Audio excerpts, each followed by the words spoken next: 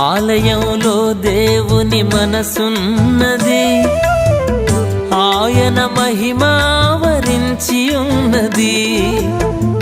ఆరాధించుటకు కూడుకున్న వారికి యేసయ్య మనసులో చోటున్నది.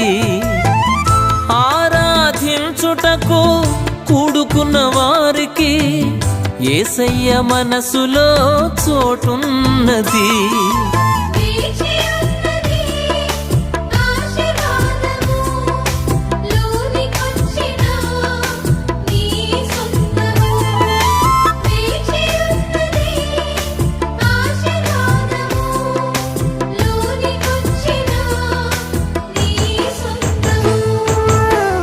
దేవుని మందిరం దీవెన ప్రాంగణం, దేవుని మందిరం